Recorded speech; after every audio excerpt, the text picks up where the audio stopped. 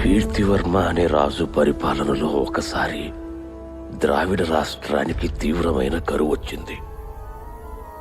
పచ్చని పైరులు, పశువులు ఒక్కసారిగా మాయ చేసినట్టు శ్మశానంలా తయారయ్యాయి. ఆకలి తెలియని రాష్ట్రకూట ప్రజలు ఆర్తనాదాలతో చనిపోసాగారు. ఊహించని ఈ పరిస్థితికి ఏం చేయాలో పాలుపోని సమయంలో రాజు తాను ఒక్కడే రాజ్యమంతా తిరుగుతున్నప్పుడు ఊరి చివర ఉన్న సుబ్రహ్మణ్య స్వామి విగ్రహం కనపడింది. ఆ విగ్రహం వద్దకు వెళ్ళి, స్వామి, ఈ కరువు దారిద్ర్యం నుండి మా రాజ్యాన్ని రక్షిస్తే నీకు నా తాహతుకు తగ్గ రీతిలో గుడి కట్టిస్తానని మొక్కుకున్నాడు. తరువాత దినం నుండి ఏదో మంత్రం వేసినట్టు చినుకులు రాలి వానగా మారి అలా అలా రాజ్యం మొత్తం పచ్చని తోరణంగా కళకళలాడింది. యథావిధిగా నిశ్చింతగా జనజీవనం కొనసాగింది.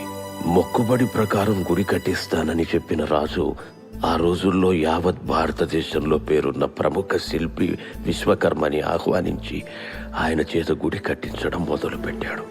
గుడి నిర్మాణ కార్యక్రమాలు జరుగుతున్న సమయంలో ఒకరోజు రాజు విశ్వకర్మతో తన రాజ్య వైభోగాన్ని తిరిగి కల్పించిన స్వామి ఆలయానికి ఇప్పటి వరకు ఏ ఆలయానికి లేని ప్రత్యేక ప్రాముఖ్యత కావాలని కోరుకున్నాడు.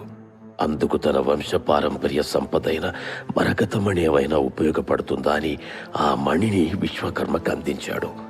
విశ్వకర్మ ఆ మణిని పరిశీలించి స్వామి పాదాల వద్ద అమర్చాలని నిర్ణయించాడు. పాదాల వద్ద ఉన్న ఆ మణి మీద చంద్రకిరణాలు పడితే అవి 100 రెట్లు ఎక్కువ ప్రకాశవంతమైన వెలుగును విరజిమ్మేలా అమర్చాడు. కార్తీక పౌర్ణమి రోజు మాత్రమే చంద్రకిరణాలు మణి మీద పడేలా గుడిని నిర్మించాడు విశ్వకర్మ.